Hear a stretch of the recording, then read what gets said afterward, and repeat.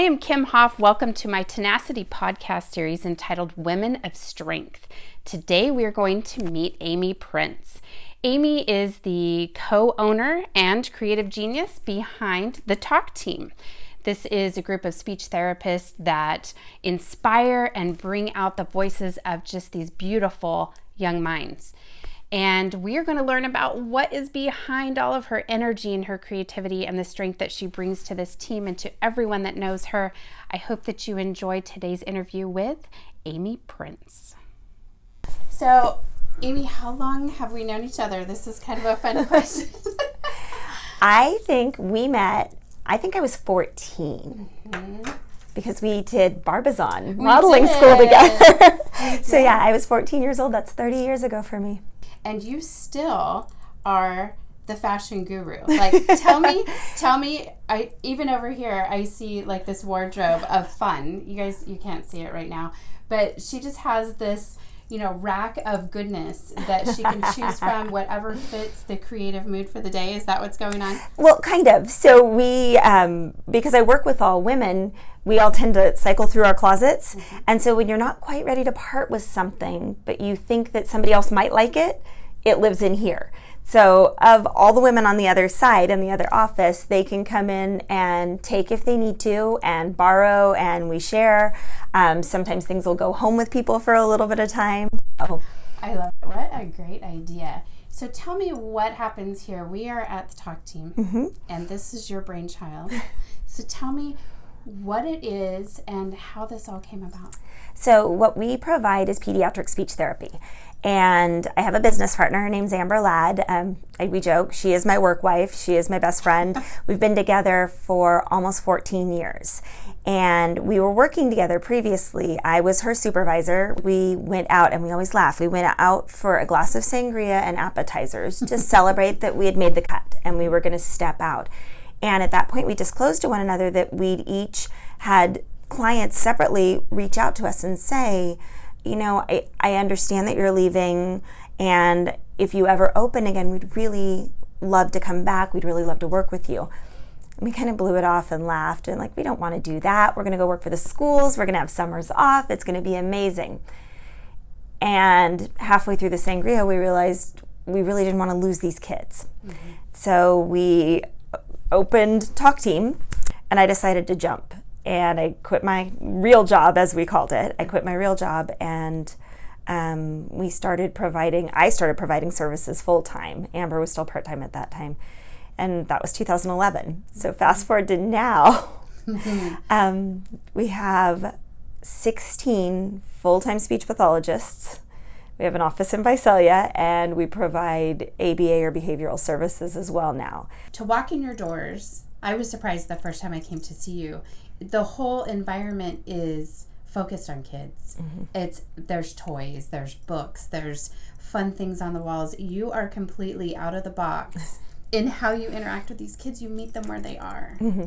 And I see that in your personal life too. I mean, mm-hmm. I see that you are a creative genius. Where in your life, if you look back, when did you feel like you came into Amy? Like, can you think of, I look at life as kind of a river, and we're standing at our first memory mm-hmm. is on the one shore. And we're looking across at what we hope to be or what we think life is going to be for us. And there's all these little stepping stones across the river. And those are learning experiences, hopefully. Mm-hmm. Those Absolutely. Are life experiences. And sometimes they're good and sometimes they're tough. Mm-hmm. Sometimes they're not so great. Yeah. But we have the opportunity to learn in each one of those. Mm-hmm. So if you look back across those stepping stones and to where you are right now, what was a turning point where you kind of felt like you came into yourself and you thought, I'm braver than I thought I was. I'm stronger than I thought I was.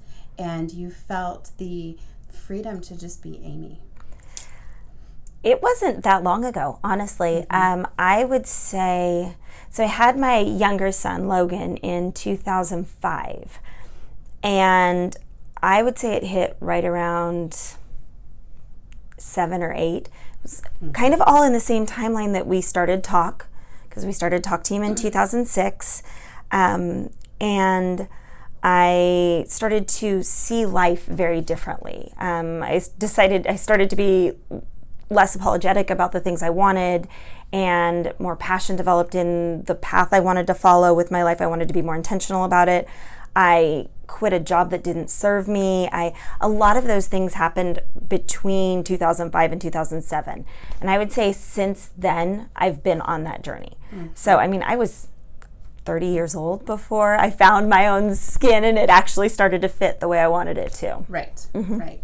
And I really want people to feel encouraged when they watch these videos and listen to these podcasts that we're all created differently on purpose. I mean, what a bland world. And I'm talking to the most unbland person.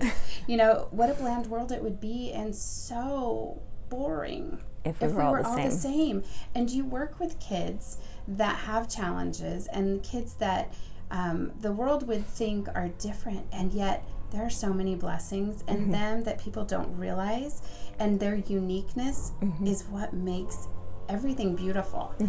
Tell me a little bit about some of the kids that you meet and just the unexpected blossom that happens when you work with them.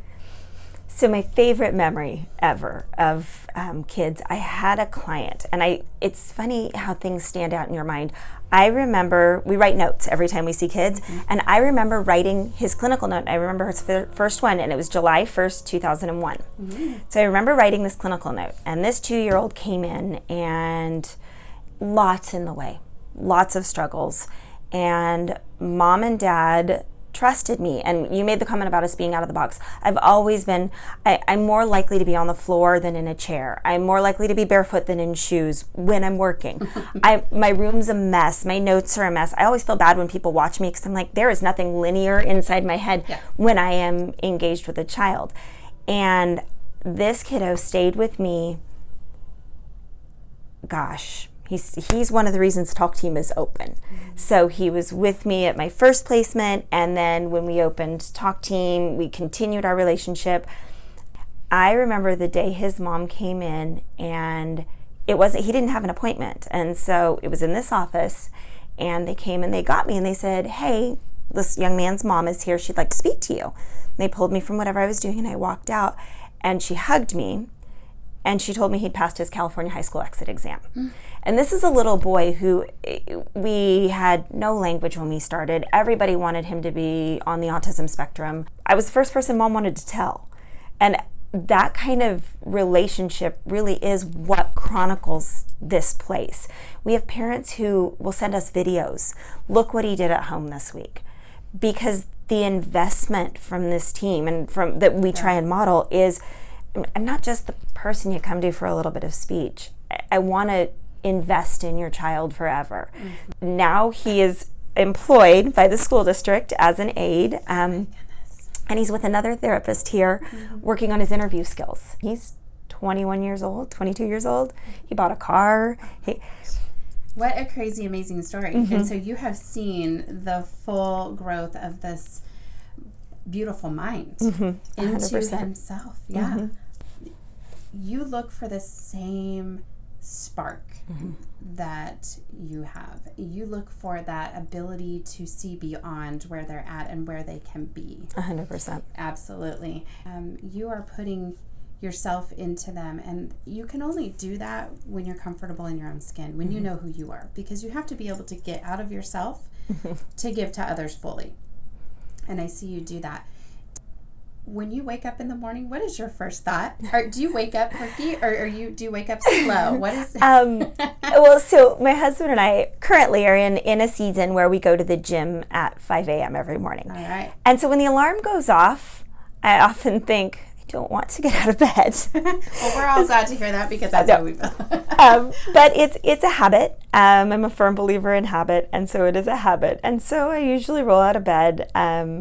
And then with 2020 now, I get up and I meditate for 3 minutes because I can't sit still and be quiet for much longer than that. And I journal for a few minutes and kind of let myself get started with my day that way. Those two are new behaviors for me. I've always journaled, but never consistently and intentionally. And so those two are new behaviors for me. But I find if I don't get up and go to the gym, I'm not as perky as I'd like to be. So that is an essential to maintaining the energy I need for the rest of my life. So to get that blood pumping and to put into yourself. You are constantly recharging to be able to give what you give here, because it's not an easy thing. No. You guys are, we talked about this last time we got together a couple of years ago, the amount of energy that you all pour into these children is exhausting. You are done and depleted by the end of the day, both mentally, physically, emotionally. It's a tough thing. You're fully invested in each child that you work with. And so you have to stay charged. So besides your workouts and your beautiful tablescapes and your cool outfits, and just what else do you put in to keep Amy creative? What's the secret?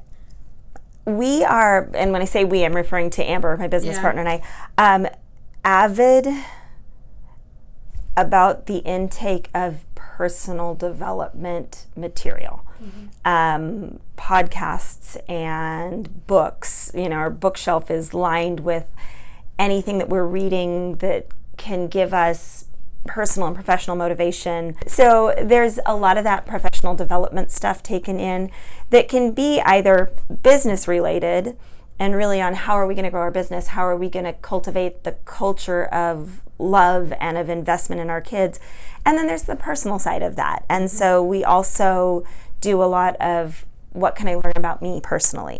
And so I've found that for me, that kind of stuff feeds my brain and feeds my soul. Right. And it's one of those things that I don't remember when it started, but I can't imagine it not being present. We're the same in that. And I think there are people that get out of bed, I notice, they get out of bed and they do everything the same as they did the day before because it worked. And it works for them. You and I and Amber, I think, are more driven to get out of bed and reach for something new and to grow and to put a smile on somebody else's face and at the end of the day, I love to sit with my journal and think of the one overriding thing that I learned that day. Like, what was the theme of my day that I can take into my experience and grow from? Good, bad, ugly, whatever it might be. You know, but to take in and do something new with that so that every day is an opportunity. And it's not just every day is a new opportunity, but sometimes every minute is an opportunity. You can always start over. That's right. That's right. We're going to go, okay, redo. You know, and this is a practice moment. I'm just going to practice and, you know, this was a learning experience. So I think when you have that different outlook on life, it changes things. It allows you to reach for something that may not quite be attainable yet, but it was a growth moment and it was a good start and it was a good try. Exactly. And we're going to take that and we're going to tuck it in and we're going to try again tomorrow. And I think we make people crazy sometimes, the ones that watch us. They're like, what are you doing now? And you're like, I don't know, but it's going to be great. I'll figure it out. It's fine. I'm just going to try it, and we're going to see how it goes. So I love that about you, and I think the people around you that watch you are inspired by watching you do those things. And definitely anyone that comes into the Talk team can feel that. What is next for you? Like, what do you see coming? What's a big personal dream aside from the Talk team? What's next for Amy? Is there you did a bodybuilding competition not long ago. I mean, that's not on my goals anymore. Okay, but that was so amazing. We're just like, you're doing what? We've camped for years and years, and every time we camp, there are no electronics, and there's that connection there, and we hike and we take the dogs and we have a blast. And so I'd say my biggest personal goal right now is to plan more of that and stay committed and not let anything interfere with that. I want those to be the memories that my 17-year-old moves out with. And I don't want it was funny, we told them we could take them anywhere. Where do you want to go this summer? Pick a place. Do you want to go to New Zealand? Do you want to go to Europe? Do you want to go to, Thailand? We went to Thailand last year. Do you want to go do that? Backpacking in our mountains was their big goal. And so I think that that's really where my heart and my mind are right now personally, is anything I can do to invest in my relationship and the future and the memories that I can create with my husband and the boys. You've been listening to part 1 of my interview with Amy Prince. Coming up in part 2, we'll learn some of the secrets that she has to keeping her outlook on life fresh and just keeping that battery recharged. If you're enjoying this podcast series, give us a thumbs up and subscribe. That way you don't miss any of the exciting interviews coming up. You can also reach me at tenacityteam.com and let me know about the hero and woman of strength in your life. I look forward to talking to you. See you next time. I'm Kim Hoff. Live a powerful life.